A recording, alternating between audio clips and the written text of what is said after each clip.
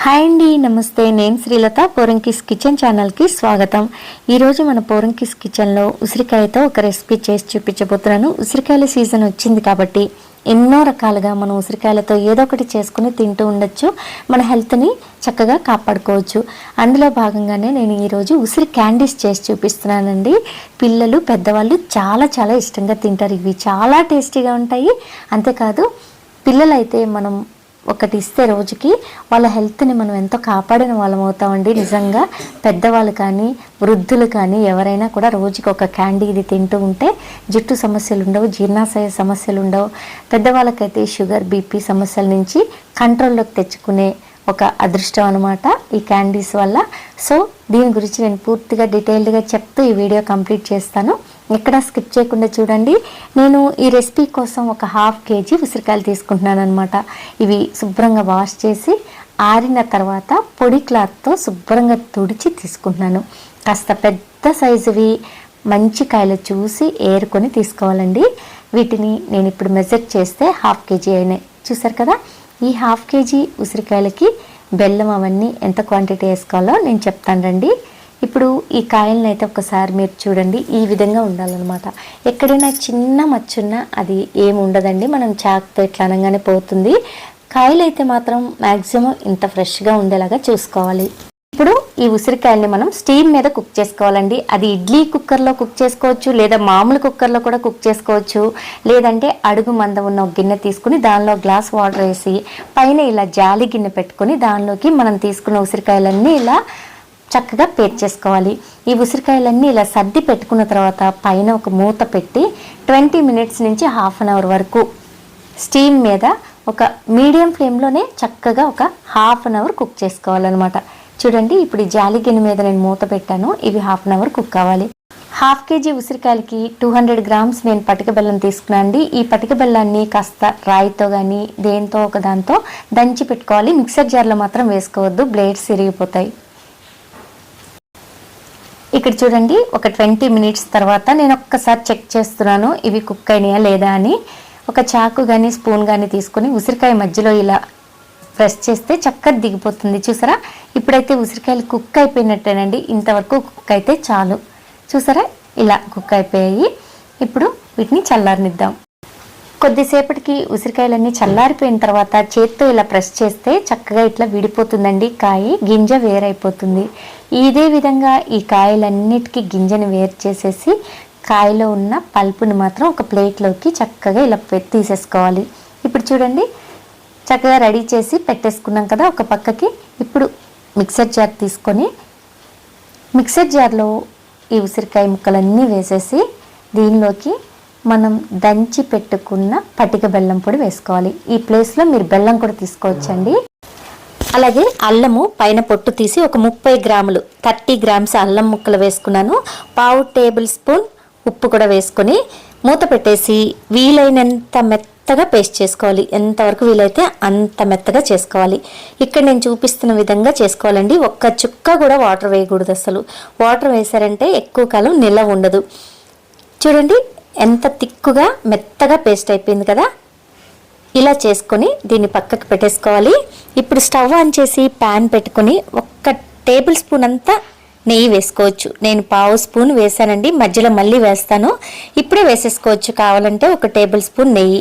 ఈ నెయ్యి వేసుకున్న తర్వాత నెయ్యి వేడవనిచ్చి మనం తయారు చేసి పెట్టుకున్న ఈ పేస్ట్ అంతా కూడా ఈ ప్యాన్లోకి వేసుకొని ఒకసారి బాగా కలిపేసుకోవాలి. ఇప్పుడు మనం దంచి పెట్టుకున్న పటిక బెల్లం ముక్కలు వేసేసుకోవాలి. పటిక బెల్లం మాత్రం మిక్సర్ జార్లో వేసుకొని మిక్సీ పట్టద్దండి, బ్లేడు ఇరిగిపోతుంది. ఇలా మెత్తగా దంచుకొని వేసుకోవాలి. వీలైనంత మెత్తగా ఇలా దంచుకొని వేసుకుంటే కరిగిపోతుంది. మనం ఇట్లా వేయిస్తున్నప్పుడు కరుగుతుంది. ఇప్పుడు మనం ఫ్లేమ్ని మీడియంలోకి పెట్టుకొని దగ్గరే ఉండి 2 నిమిషాలకు ఒకసారి ఇలా కలుపుకుంటూ ఉండాలండి. కలర్ మెల్లగా చేంజ్ అవుతూ ఉంటుంది. ఉసిరికాయల్లో నుంచి తేమ అనేది బయటకు వస్తూ ఉంటుంది, చక్కగా కుక్ అవుతూ ఉంటుంది. ఇప్పుడైతే చూడండి, నేను 10 నిమిషాల పాటు కుక్ చేసిన తర్వాత ఇలా కలర్ చేంజ్ అయింది. మరొక 4-5 నిమిషాలు కుక్ చేయాలి. దగ్గరే ఉండి ఇలా మనం కుక్ చేస్తున్నప్పుడు ప్యాన్కి సెపరేట్ అవుతూ ఉంటుంది. చూసారా, ఈ విధంగా ప్యాన్కి అంటుకోకుండా సెపరేట్ అవుతూ ఉంటుంది. ఈ స్టేజ్లో ఫ్లేవర్ కోసం ఒక స్పూన్ ఇలాచీ పొడి వేశాను. అలాగే ఒక 1/4 స్పూన్ అంతా నెయ్యి వేశాను. 1/2 స్పూన్ స్టార్టింగ్లో వేసుకున్నాను, ఇప్పుడు ఒక 1/4 స్పూన్ అంతా వేశాను. నెయ్యి కాస్త ఎక్కువైనా తక్కువైనా ఏం కాదండి. ఇప్పుడు చూడండి, ఇలా కలుపుతూ ఉండాలి. మరొక 2 నిమిషాల పాటు ఇలా కలిపిన తర్వాత చూడండి, ఇంకా దగ్గర పడిపోయింది. అసలు ఎంతో మంచి స్మెల్ అయితే బయటకు వస్తూ ఉంటుందన్నమాట. ప్యాన్కి కంప్లీట్గా సెపరేట్ అయిపోతూ ఉంటుంది. ఈ స్టేజ్లో ఇంకా మనం ఇలా కలిపేసుకొని స్టవ్ ఆఫ్ చేసేసుకోవచ్చండి.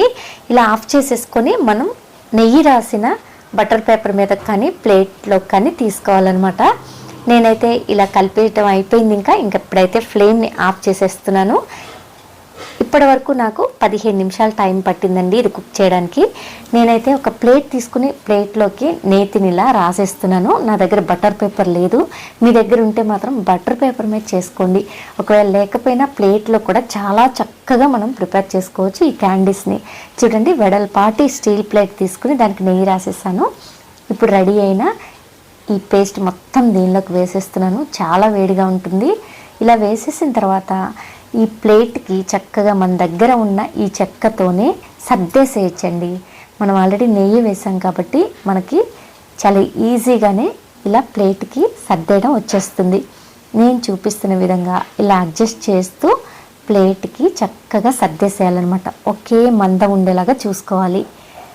చూడండి, ఈ విధంగా నేను చేస్తున్న విధంగా చేయాలి. మనకి ఒక 1/2 ఇంచ్ అంత మందం వచ్చేలాగా చూసుకోవాలన్నమాట. ఒక 1/2 ఇంచ్ మందం వస్తే ఈ క్యాండీస్ బాగుంటాయి అన్నమాట. ఇలా పూర్తిగా సర్దేసిన తర్వాత ఒక 1/2 అవర్ పాటు చల్లార పెట్టాలి. వేడంతా పోవాలన్నమాట. వేడంతా పోయేసరికి మెల్లగా గట్టి పడుతుందండి. ఎంత చల్లారితే అంత చక్కగా గట్టి పడిపోతుంది. ఇప్పుడు దీన్ని ఇలా నీట్గా సర్దిన తర్వాత ఒక 1/2 అవర్ వెయిట్ చేశాను. 1/2 అవర్ తర్వాత చాకుని షుగర్ పౌడర్లో రాసి ఇలా చక్కగా మనకు కావాల్సిన సైజులో క్యాండీస్గా కట్ చేసుకోవాలన్నమాట. షుగర్ పౌడర్లో రాయడం వలన మన చాకుకి అంటుకొని పైకి వచ్చేదనమాట. ఇప్పుడు చూడండి, నేనైతే చిన్న చిన్న బిల్లల్లాగా కట్ చేశాను. మీకు నచ్చిన విధంగా మీరైతే కట్ చేసుకోండి. ఇలా కట్ చేసిన తర్వాత మరొక 10 నిమిషాల పాటు వదిలేయండి. ఆ తర్వాత చక్కగా మనం చాకుతో ఇలా పైకి తీయంగానే ఇలా క్యాండీస్ వచ్చేస్తాయండి. చూడండి ఎంత బాగున్నాయో, జ్యూసీగా, చాలా అద్భుతమైన టేస్ట్తో పిల్లలు పెద్దవాళ్ళు ఎవరైనా చాలా ఇష్టంగా తింటారు. ముఖ్యంగా మన పిల్లలు కదండి, పిల్లలైతే అడిగి మరీ తీసుకొని తింటారండి, అంత అద్భుతంగా ఉంటాయి. ఇవి పూర్తిగా చల్లారిపోయిన తర్వాత ఒక 8 కంటైనర్లో పెట్టుకుంటే బయట అయితే ఒక నెల వరకు ఉంటాయండి. అదే ఫ్రిడ్జ్లో పెట్టుకుంటే చాలా కాలమే నిల్వ పెట్టుకోవచ్చు. కాబట్టి ఈ సీజన్లో తప్పకుండా మీరు ఈ ఉసిరి క్యాండీస్ రెడీ చేసుకుని పెట్టుకుని పిల్లలు పెద్దవాళ్ళు అందరికీ ఇస్తూ ఉంటే హెల్త్కి అయితే చాలా మంచిదనమాట. జుట్టు సమస్యల నుంచి దూరం అవ్వచ్చు, జీర్ణాశయ సమస్యల నుంచి దూరం అవ్వచ్చు. అంతేకాదు ఇందులో సి విటమిన్ ఎక్కువగా ఉంటుంది కాబట్టి ఎవరికైనా కూడా హెల్త్కి చాలా మంచిది. మరి నచ్చితే మీరు కూడా ట్రై చేయండి. అలాగే పోరంకిస్ కిచెన్ ఛానల్ని సబ్స్క్రైబ్ చేసుకోండి. Thanks for watching. నమస్తే.